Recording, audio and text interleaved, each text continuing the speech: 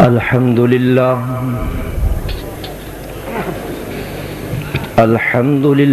وکفا والصلاة والسلام علی من لا نبی بعدہ وعلی آلہ واصحابہ اجمعین اما بعد اعوذ باللہ من الشیطان الرجیم بسم اللہ الرحمن الرحیم ولا تقولوا لمن يقتل في سبيل الله اموات بل احياء ولكن لا تشعرون صدق اللہ العظیم اللهم صل على سيدنا ومولانا محمد وعلى آل سيدنا ومولانا محمد وبارك وسلم ثم صل عليه حاضرین جلسہ، معزز سامعین، گرامی قدر حاضرین، آج کی یہ اظہار حق کانفرنس اپنی آخری مراحل پر جا رہی ہے۔ میں جو گفتگو کروں گا شاید ابتدائی گفتگو آپ بڑے متعجبانہ نگاہوں سے سنیں،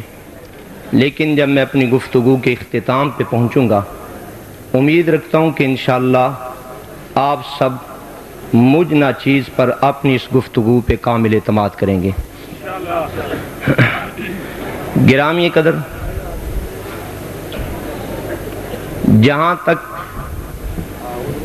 بار بار اس اسٹیج پر یہ بات ہوئی کہ ہمیں ہمارے بزرگوں نے ادب سکھلایا ہے، مجدد الفسانی رحمہ اللہ، ان کا ایک مکتوب مشہور ہے، جب کسی مومن آدمی اہل ایمان شخص کا کوئی قول و فعل یا کوئی مثلاً تحریر دین اور شرع کے خلاف ثابت ہو، تم اس میں تأمل اور غور و فکر کیا کرو اور سوچ و بچار کیا کرو۔ اگر اس کے قول فعل میں جو کہ خلاف شرع ہے مثلاً 100 رخ نکلتے ہوں اور ان میں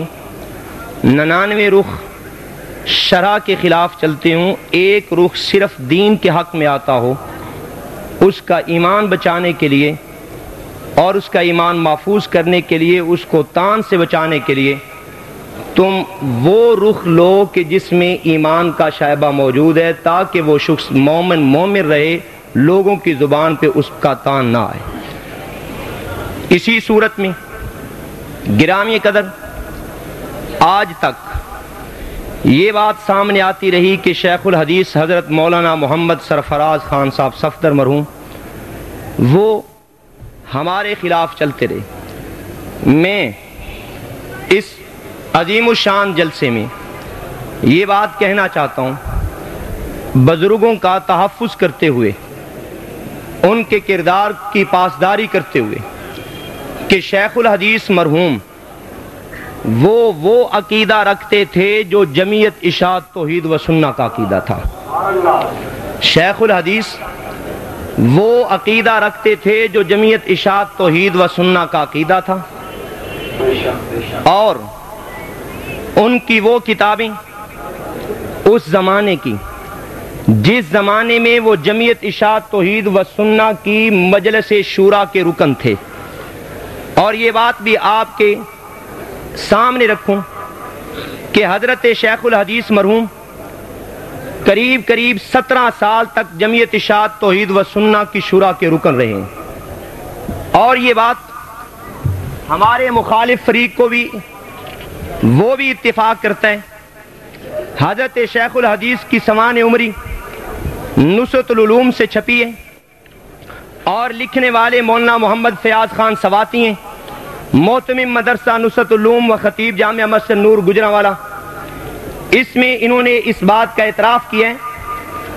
اور تقریباً 10 سال آپ جمعیت اشاعت توحید و سنہ کے قیام کے بعد اس کی شورا کے رکن رہے۔ انہوں نے 10 سال لیے کہ حقیقت میں 10 سال نہیں، قریب 17 سال تک وہ جمعیت اشاعت توحید و سنہ کی شورا کے رکن تھے۔ اور جس زمانہ میں وہ جمعیت اشاعت توحید و سنہ کی شورا کے رکن تھے، اس زمانے میں انہوں نے جتنی کتابیں تحریر کی ہیں وہ ساری کتابیں اشاعت توحید و سنہ کی موقف کی تائید ہیں۔ وہ ساری کتابیں جمعیت اشاعت توحید و سنہ کی موقف کی تائید ہیں۔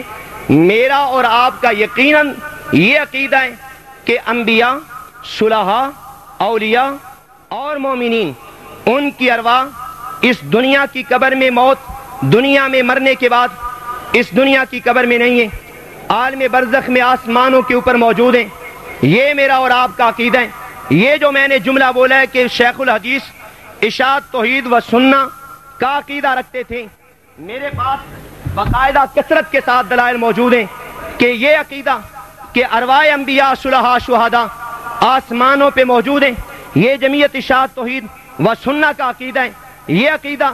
اصحاب پیغمبر کا عقیدہ ہے۔ یہ عقیدہ ائمہ اربعہ کا عقیدہ ہے۔ یہ عقیدہ محدثین مفسرین کا عقیدہ ہے۔ یہ عقیدہ علماء دیوبند کا عقیدہ ہے۔ یہ عقیدہ جمعیت اشاعت توحید و سنہ کا عقیدہ ہے۔ یہ عقیدہ شیخ الحدیث حضرت مولانا محمد سرفراز خان صفدر کا عقیدہ ہے، ان کا بھی یہ عقیدہ ہے۔ یہ میرے پاس احسن الکلام کتاب ہے، اس میں صفحہ 18 پر دوسری جلد میں تحریر کرتے ہیں، کہتے ہیں کہ تم اس سے مراد فرماتے ہیں کہ قرآن کریم